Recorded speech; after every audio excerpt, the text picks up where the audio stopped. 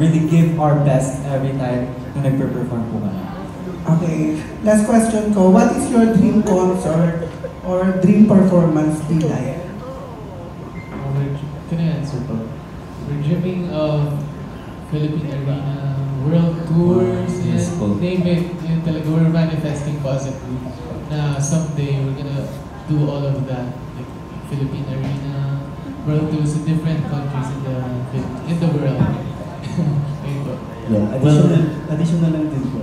Kaya po namin gusto rin internationally kasi meron po kaming mga fans na hindi pa namin na-expect na mga foreigner po talaga na nagulat kami, tinitiktok nila na meron nagtitiktok na taga-ibang lahi ng gawang P-pop, kaya nakakatuwa po na pangarap din po namin mamit sila personally na hindi na sila pupunta for us but kaming Aster pupunta sa kanila.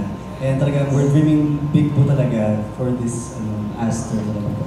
Lastly din po, siguro po, we just don't want to be like on that big stage just because solely for fame.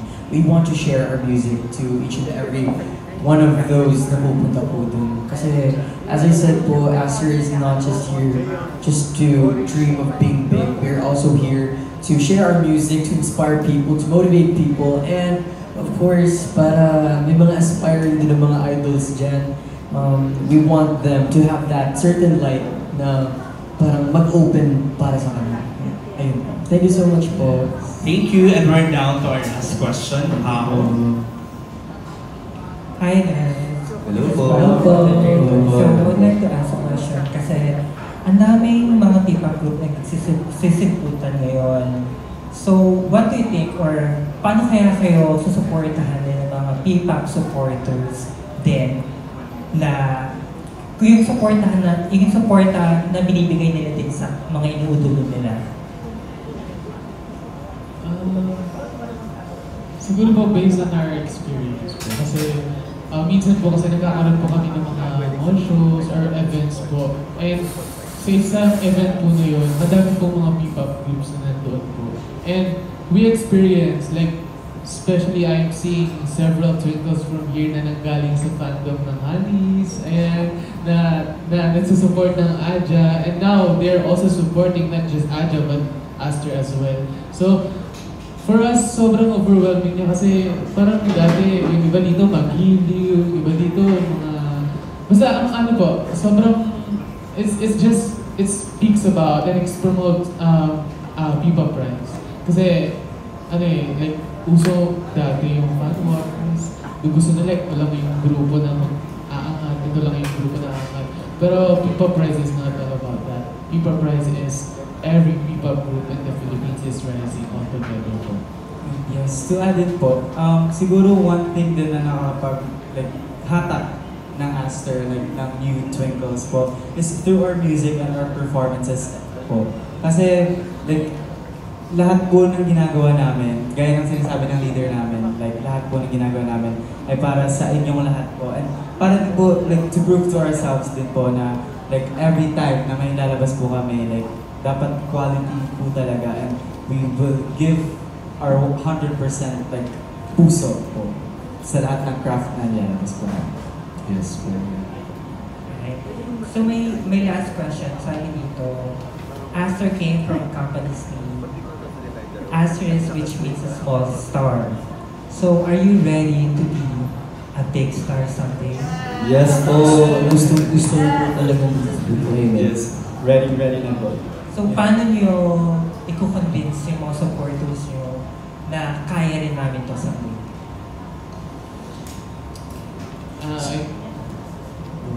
Siguro no-convince namin sila sa pagiging mas masipag pa sa pag-release ng more music, more contents, dahil doon namin pinapakita kung gaano sila ka-special sa amin. And doon namin sila think sa support na binibigay po nila sa amin. Kaya ayun po yung way. Tsaka, listen to our album Talayag and you will know the answer. Yes.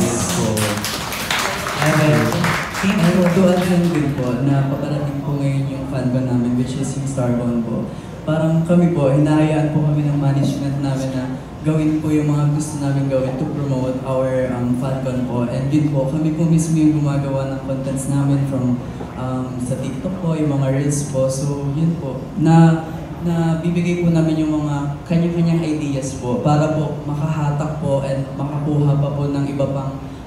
casual fan na maaaring maging twinkle star po.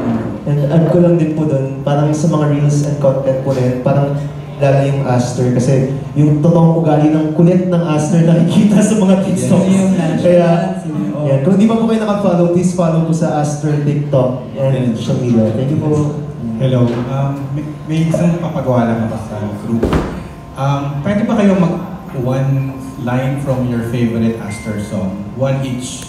Parang kahit one short line. Para marinig ko rin yung mga boses ninyo nakakanta. So, tayo one by one. Let's go. When, sa kanila ba gano'n? Or sa'yo na pray? Okay, so, siguro, it's, one of my favorite parts is, on the way po ng song, yun ang Zulia po, it's, ano po, gaano man kalayo, kung darating pa nga ako ang sasalaw sa'yo, na, parang, na. Well, it's something po kasi na parang, okay. Antayin din. Gaano man kalayo, kung darating pa nga ako ang sasalaw sa'yo, na. Well, it's something po kasi na, it's not just because of the song is about like a crush po. It's something po kasi na, kasi mostly po ng mga songs po namin, para po siyang, it's like something that we can stitch with our lives. And I can say po na I can stitch that ng song po sa aming mga twinkles po. Kasi kahit lagi ko po itong sinasabi sa Twinkles Occurrence na kahit ano man mangyari sa buhay, andito lang kami palagi sa kami sasalo sa inyo. We are here, we're always here for you guys and you don't have to worry anymore. And thank you po. Ako naman po yung favorite line ko po sa Aster song ay oh, huwag kang mag-alala, di na mag-iisa, o sasamahan ka sa laro ng buhay na. Yun po, kasi parang feeling ko, pag kulang kami, hindi kami magkakasama, hindi mag-work. May isang bungi. May bungi sa Aster. Hindi mag-work yung Aster. Sa totoo po, talaga, lahat po talaga dito may ambag. Sobrang laking tulong po lahat. Kaya, kung may wala, parang hindi siya Aster. Kaya, ayun po, sobrang thankful ako sa group na to dahil nalabas din nila sa akin yung parang yung mas mabubuka ko pa po na talent ko. Ayun po, nagpapasalamat po ako sa mga brothers ko. Ayun po. Okay na ako. For me, yung naman po, Muntintala, explain ko muna po kung bakit. Kasi, iba po kasi yung impact sa akin, bilang isang tao na nawala na rin ang love niya sa buhay. Kaya, minsan, namimiss ko rin yung hinahanap-hanap ko rin, yung yakap niya, yung pagpapagalit niya sa akin, pag-sermon, gano'n. Kaya, gano'n. Sige, ito kakanta yun. Hinahanap, bawat haplos ng iyong kamay. Nais maramdaman na kay tagal.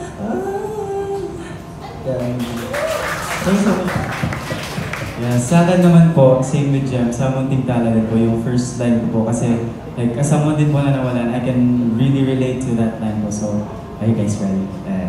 Sa akin na po siya. Ang sarap balikan na naalan ng mga kahapon.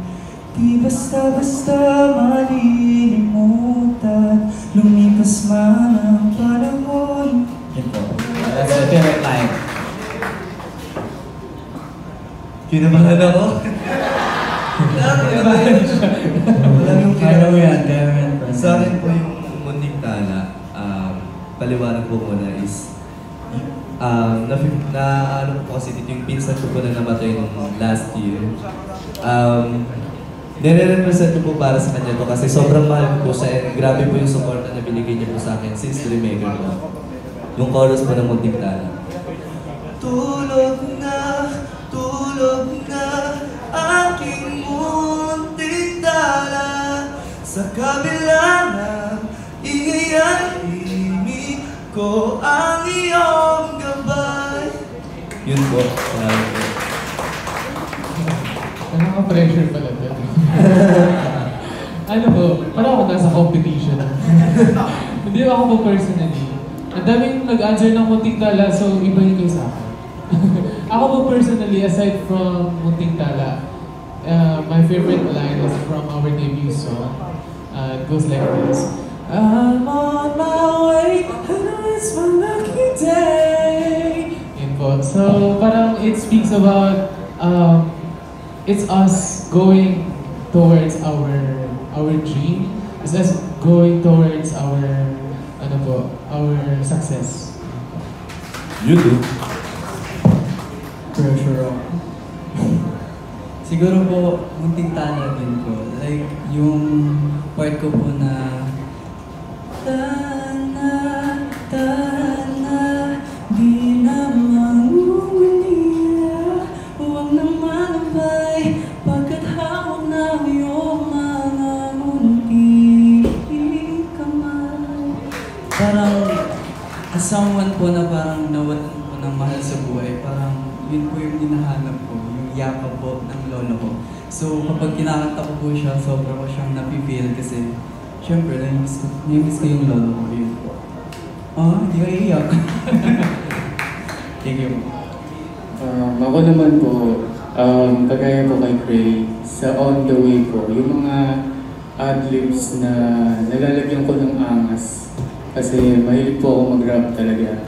And thankful po ako na kahit wala ako sa position ng vocal, main rapper lang ako, lead dancer and visual, is nabibigyan ako ng chance ng mga ka-group ko para kumanta ako, para lumabas ako sa comfort zone ko. And ang favorite line ko siguro sa ad-lib ko sa On The Way is yung, kung di niya makita ang iyong halaga, ako na magpapadama. Tapos na. Sorry. Ayan, ako naman po is yung chorus po ng, hindi ko siya part, pero chorus po ng Munting Tala. Kasi based po yun sa experience ko po namin, wala na yung mga iba po dito.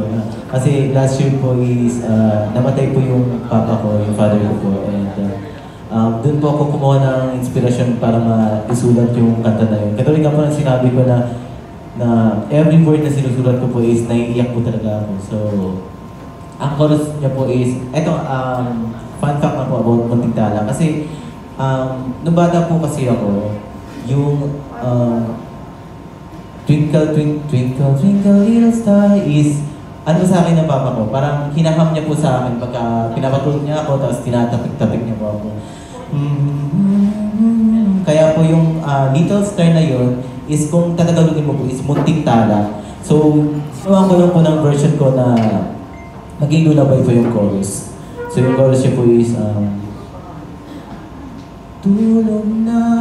tulog na aking munting tala, sa kabila ng ingay ay hilig ko ang iyong gabay. Dahan na, di na mangulila, huwag nang malumbay, pagkat hawak ng iyong mga munting kamay. So, sa akin naman po, ang favorite part ko po dun sa album namin, from song po namin, Munting Tala, hindi siya lines pero it's an ad-lib ng everyone. Pag narinig, mamaya po, pag nare-release ko yung song, pakinggan niyo po itong part na to kasi it's giving anime vibes yung part na la la la la la la la la la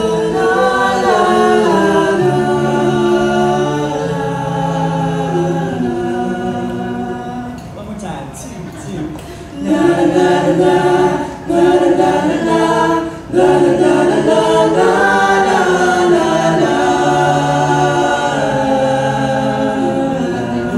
Kasi na yun, parang nilalabay na ako ng papa ko kung nasa man siya. And nasa background lang po siya, pero it really gives something sa buong song ng Munting Tala. Kaya po, please listen to it carefully. Later, mamayang August 9.